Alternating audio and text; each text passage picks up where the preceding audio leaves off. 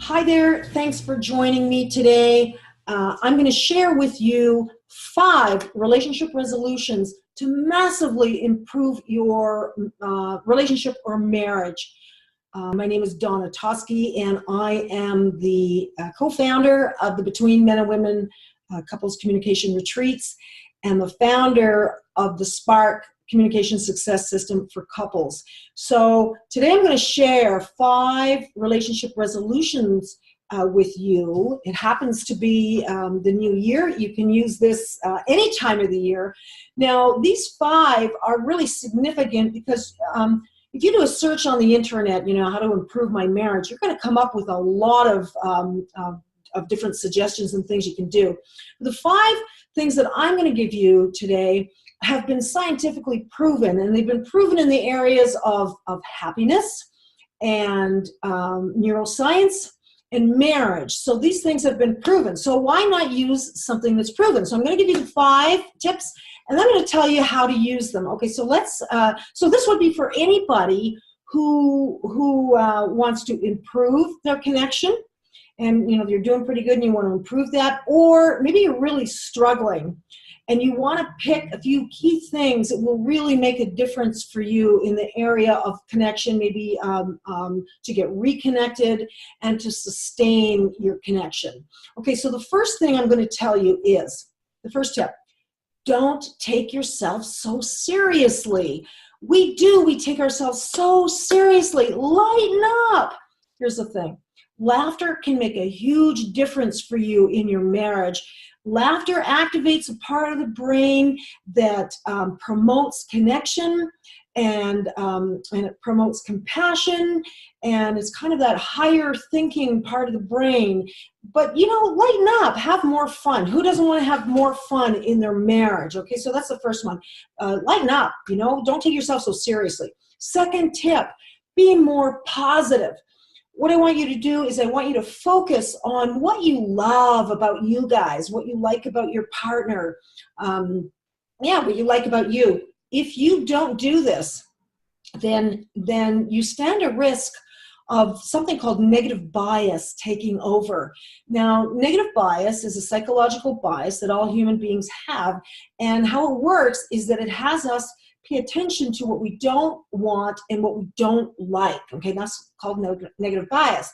Now, if you don't intentionally pay attention to what you do like, negative bias is going to set in, and before you know it, that's all you're going to be doing is like thinking negatively and seeing everything that you don't want and you don't like. So second tip, strategy, is to be more positive. Third strategy, be willing to accept the fact that your partner is going to see things differently.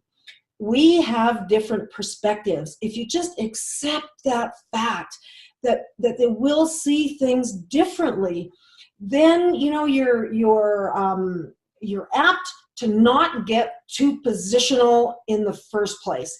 This is something that's going to help move you forward. When you come to a conflict, just know that you're going to see things differently and let that be. It's when we really want somebody to see our point of view, when we're trying to convince them and talk them into it, and just accept the fact that your partner is going to see things differently, and you're going to spend a lot less energy trying to convince them and spinning your wheels trying to convince them, and you're going to spend less energy making them wrong. So that's the third tip. So the fourth tip is be willing to get your part. If you have a breakdown or a conflict or an argument or you have a disconnection, be willing to get your part. Why? Why would that make a difference? Well, because what it does is when you are willing to get your part, when you get your part, you are vulnerable. When you are vulnerable, you give your partner permission to be vulnerable. So this allows you to move forward quickly. It allows you to let go a bit. So the fourth tip is just be willing to get your part in the breakdown. If there's a communication breakdown or a disconnection or a conflict, rather than digging in your heels and looking at your partner and making your partner wrong and bad. Fifth tip, spend more time together. Now, a lot of people might say, well, that's really obvious, but that's something that we often don't do, is simply spend more time together.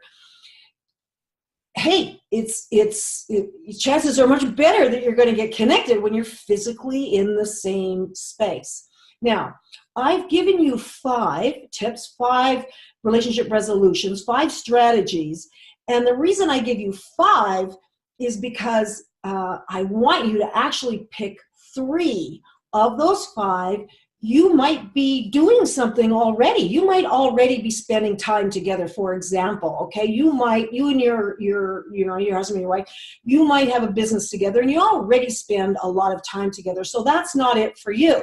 Okay, I've given you 5 so that you can find 3 things that you're not doing already that you would find fun or inspiring.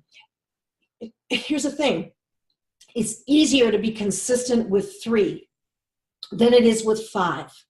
The more things you take on, trying to make a difference, the more chances are you're going to get overwhelmed. So pick 3.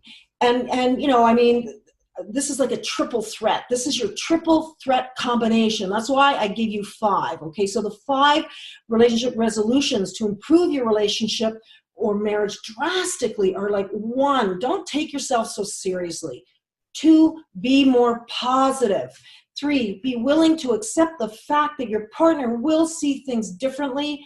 4, be willing to get your part in the breakdown or the conflict. And 5, spend more time together. What I want you to do is pick 3 of those 5 that inspire you, that light you up, that you aren't already doing, and you call that your triple threat combo. And that's what you do, is you focus on those 3 things to drastically improve your marriage or relationship. Thanks for listening.